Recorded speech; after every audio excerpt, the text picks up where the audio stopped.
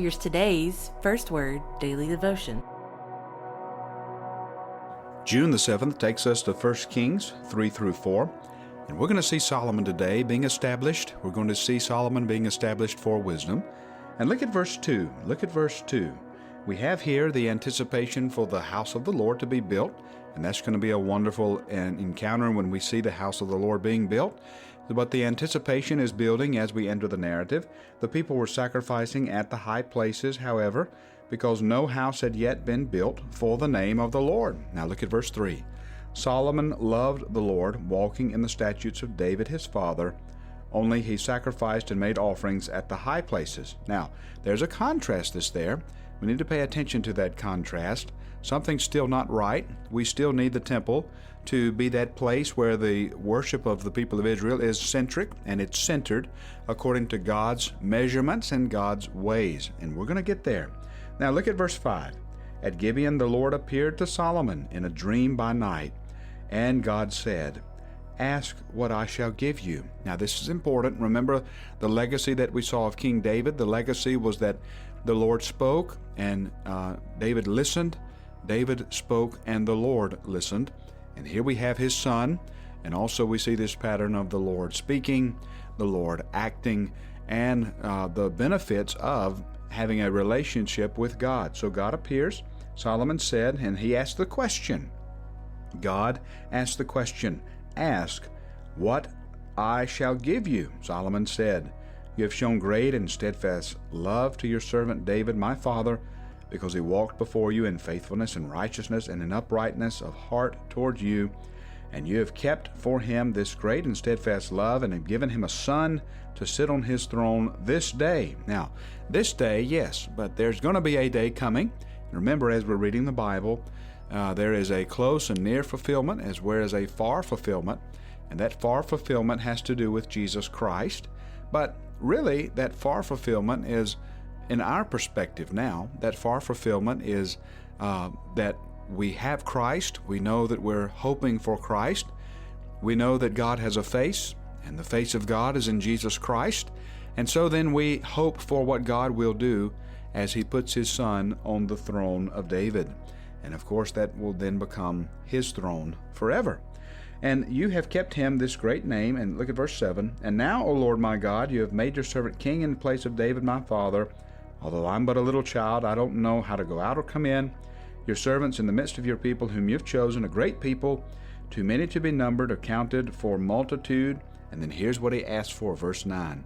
And remember verse 8, when you hear that too many language, that's the promise of Abraham in the prayer of Solomon. Verse 9, "Give your servant therefore an understanding mind to govern your people, that I may discern between good and evil, for who is able to govern this great people?" So what's he asked for? He asked for wisdom. That's what he asked for. And then look at how the reaction from God at verse 10. "It pleased the Lord that Solomon asked for this." God said to him, "Because you've asked this, and not asked for yourself long life or riches, or the life of your enemies, but asked for yourself understanding to discern what is right. Behold, I now do according to your word, giving you wise and discerning minds, so that none like you has been before you, and none after you. I give you also what you've not asked, riches and honor, so that no other king shall compare to you all of your days. And if you will walk in my ways, keeping my statutes and my commandments, as your father David walked, then I'll lengthen your days." And Solomon woke. Behold, it was a dream. Then he came to Jerusalem and stood before the ark of the covenant of the Lord, and offered up burnt offerings and peace offerings, and made a feast for all his servants. In other words, he sacrificed on that day the right way. And just think about it, and this is just between you and the Lord now. If God came to you in a dream and said, "What do you want?" Just anything, ask for it. What would you ask for? What would you ask for? And that's a convicting question even for me. What would you ask for? Look at the selflessness of King Solomon and his request. He puts his kingship in the perspective of the promise of God, and he says, "Give me wisdom to judge and govern these people." Now there's a reference here. There's a reference in verse 18 to the third day. The third day. And this is important. In verse 16, it shows how Solomon is wise. Pay attention to that. If we had time, we would read that, but I trust that you'll read that on your own. And notice this as we come to the close of this 1 Kings 3 and 4, at chapter 4. And people of all nations came to hear the wisdom of Solomon, and from all the kings of the earth who had heard of his wisdom. You know, many kings of antiquity are known for what they do, but Solomon is known for who he is. And who is he? He's a man that's wise. And why is he wise? Because God made him so. And that's our hope. Now let's turn over to our New Testament reading in Acts chapter 11.